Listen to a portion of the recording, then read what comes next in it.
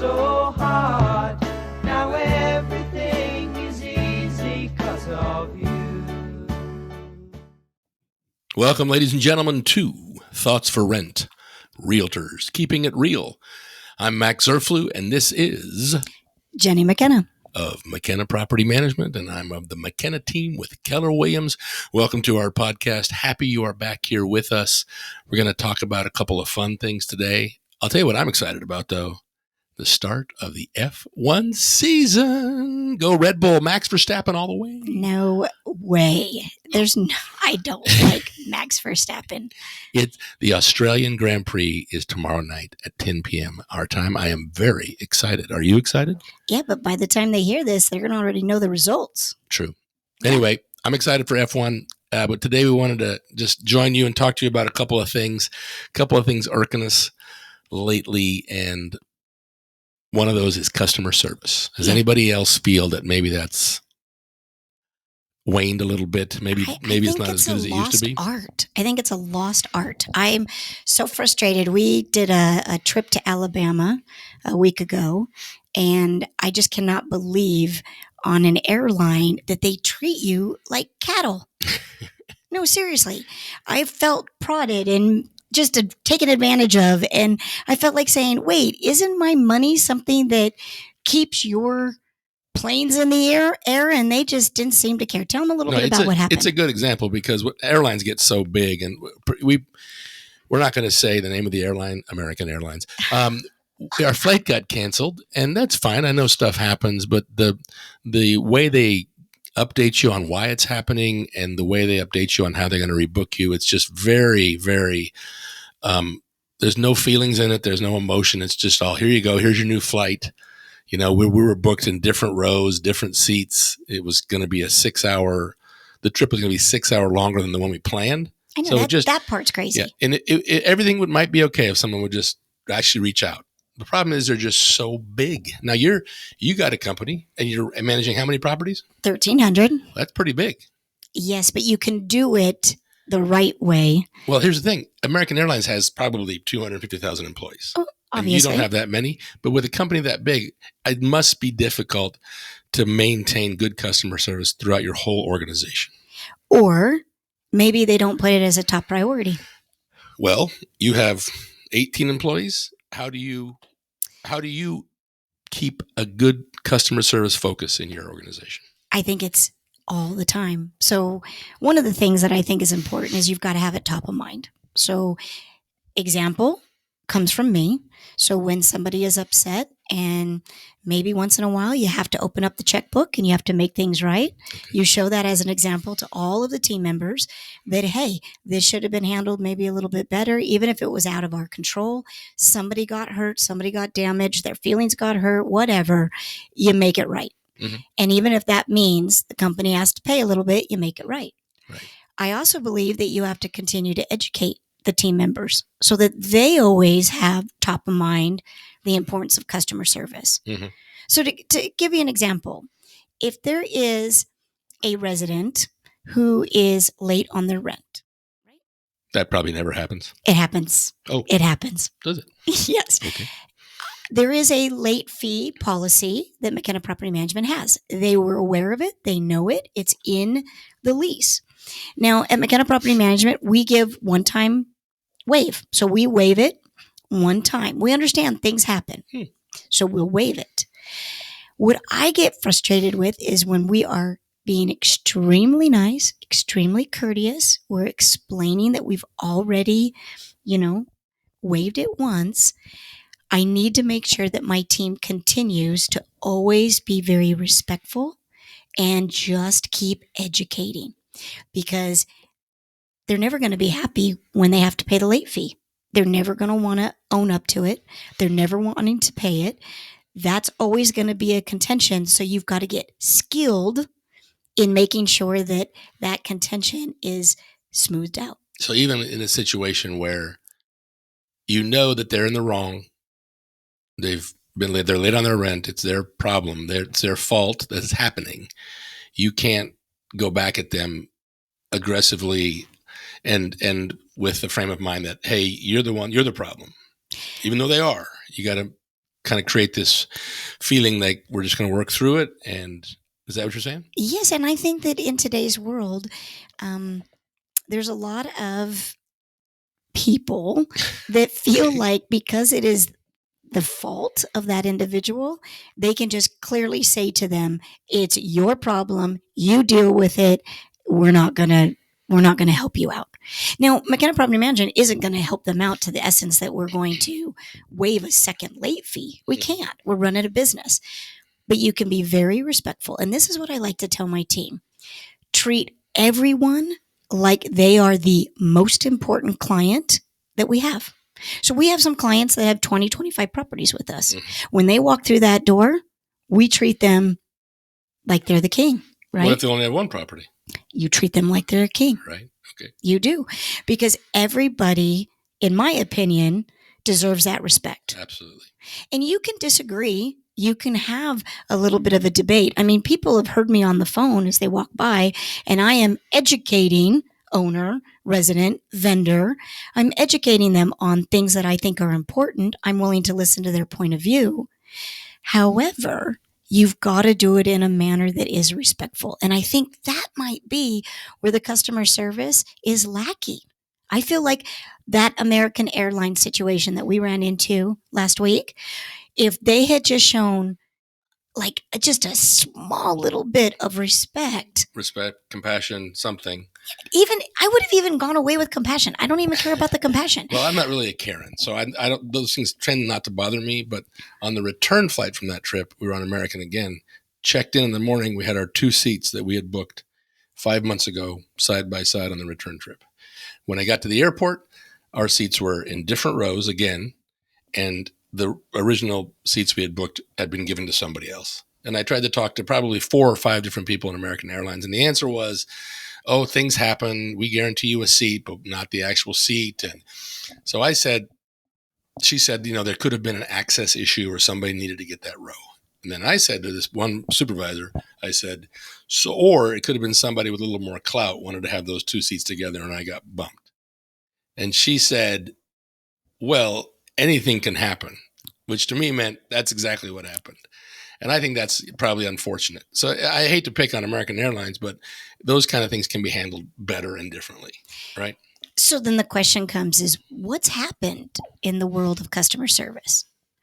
Why do you think it's technology? Do you think it's a different generation? Do you think that we're so attached to email that we don't have to do a lot of personal contact? What's the deal? In the situation of American Airlines, I think things are so big, and it's possible that maybe the training of your employees is not being done properly. Like I know that you work and train and educate your staff all the time on customer service. It's a focus for you. Maybe the focus for American Airlines is just getting their planes there on time. So, who knows? But I also know that, everybody wants to be treated with respect. Everybody wants to think that they're being treated as if they're important. So there's a lack of that, I think, in many places and corporations. And it's the same way for me in sales, by the way. If I'm going to work with a client, I want them to know that I'm treating them the way I would treat my brother, my family member. I'm going to take great care of them. And our customer service in the McKenna team is top notch. I'm confident to say that. Because I want them to walk away thinking he really cared about my transaction. It wasn't just the commission for him. Well, and I think that's the secret sauce. I mean, the secret sauce is that you've got to be able to create an experience that people feel really good about themselves when they're done. Because I know that if you're just average or, just below average, you're not going to get accolades. People aren't going to say, hey, Max Zerflu is a great realtor. Hey, Jenni McKenna with the McKenna Property Management is a phenomenal property management company. You have to wow them. So you have to find ways to wow them. So what's something that you do with your clients that you would consider is a wow factor? Well, our wow factor is when we initially start working with somebody, we find out what their best mode of communication is, be it text, email, whatever it is. And we pride ourselves in getting back to people almost immediately. A lot of people have this, 24 hours, I'll get back to you. But when we get an email from a client, we're going to respond to that in probably 5 to 10 minutes. Between me and Emily, Melinda, the team, we're going to get back to them right away. Our clients, they have my personal cell phone throughout the process. And Okay. I have text conversations with my clients, even at odd hours, like at 10 p.m. or early in the morning. But I'm being accessible, I think, is the most important thing for us and what we focus on. And the flip side, I'm not as accessible. I mean, we are hours. We have an office that is open Monday through Thursday, 9 to 5, and then Friday, 9 to noon. Mhm. So we are structured more in the aspect of, make the appointment and come in just like you would for a doctor. Now, of course, after hours emergencies, we have a whole setup for that, Mhm. Sure, because sure. we're in property management. But I think a wow factor can be yours is accessibility. Mine is they get to actually know me, see me, and understand that I'm not just Jenni McKenna, CEO of the company, that I'm actually ingrained in this company on a day-to-day basis. You're not just on the letterhead here. Yeah. And even Yeah. though I might not be touching every aspect of property management, I am still very much involved in the day-to-day routine. Well, I know. I live with you. You remember that? I know some of the conversations that happen in and around our house, and you know the ones that happen with me for real estate. So Right. And I get just it. think that I want to bring back the wow factor. If you're struggling out there in your business and you're wondering why, I would say look in the mirror and figure out what would impress you. And then just start there. So for me, I am impressed when somebody knows my name. And in fact, I'll tell you a scenario. Just a week ago, I walked into an office for an appointment and I had an 11 o'clock time. I came into the lobby. And when you're trying to find a new place, you know how you kind of feel like deer in a headlight? You're just kind of looking around. I've never been in here before. I came in. The girl behind the front desk stood up. She looked me eye to eye and she said, "Jenni?" And I go, "Yes." Wow. She goes, "Yeah, I'm so glad you made it for your 11 o'clock appointment. If you would just sit right here, the owner of the company is going to come over and talk to you for a little bit." And that was just the receptionist's person. But I all of a sudden felt not like a number, not like a dollar sign. I actually felt so good before I even spent any money in their company. Right, your first impression of that office, which is sometimes you only get one first impression, and that in yours was positive, and now you'll always think highly of that, right? It was definitely a wow factor. And how hard was it? Not hard at all. That's why our person that's up front, Michelle, we call her the director of first impressions. Correct. So just for that exact reason. Yeah, no, that's great. I mean, I think that everybody just has to care. Just got to care more. I think sometimes social media and the way things are going, people care a little bit less about other people, which is kind of odd because it seems to be important to a lot of people. But I think we need to just care more about other people, the people we work with, the people that hire us, the people that we hire. We have to start with care. And I think that's kind of the key thing for good customer service. So what was the last place you've been that you would say was excellent customer service that you remember? Oh, just this morning, I drove through Starbucks to get a hazelnut latte. It's kind of my thing. And the person in the window, I mean, you know how many people they meet every day. Oh my gosh. Right, that just line crazy. is never ending. She was just energetic, smiling, and you get that more than not at Starbucks. They're usually pretty good. But this morning, the woman that was there was tremendous, and it stuck with me. So it doesn't take much. It really doesn't take much. Yeah, that's funny that you said that because we went through a different coffee company and ordered something. And when I came up to the drive-in window, the individual who handed me what I ordered had a smile on his face. He was pleasant. He joked a little bit about something, and we chuckled, and it made a big difference. It does. Listen, it reminds me of something that you and I experienced. The pleasantries can win the day, right? We were at a drive-through when you were pregnant with Ireland, our second child, and we were in Virginia, and we went through a McDonald's drive-through. Yes. And we ordered, I can't remember what exactly we ordered, but this guy had messed up everything in our order. right? did. He handed you like a fillet of fish that you hadn't ordered, and he was like, "Yeah, I love these. These are great. Here." And I'm like, I And, don't like yeah, filet and of fish. We didn't get our order, but we still drove away, smiles on our face, happy as can be, right? We That's had no animosity. 27 years ago, Yeah. and we still That's pretty talk funny. about Yeah. that. So I think just be pleasant, right? So care, pleasant, smile. You're going to win the day. That's what I think. And who's not going to mess up? I mean, it's clear that guy messed up our order. There's no doubt about it. It was absolutely, I think he gave us somebody else's order. It was so bad. But you know what? We can all say people mess up. Mhm. But if they mess up and they're not defensive Yes. and they're not angry. Which people get kind of defensive sometimes. Yeah. I mean, When I'm wrong, and do I ever get defensive? oh my goodness.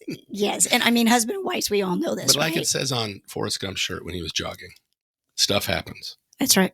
You cleaned it up. I did clean it up for the purpose of this podcast. Yes. Stuff happens. When it does, be positive, show care, show people that you care about what their feelings are and what their experience is. And that's going to win the day as far as customer service goes. I think we're about wrapped up here on this episode. We will be back soon to talk about other things, real estate and beyond. Jenni, closing parting words, please. Keeping it real, everybody. I like it. See you later. Oh, there you go. Sound good? Okay, good. I'll pass over to Ireland. Here you go, kid. Thanks, Pops.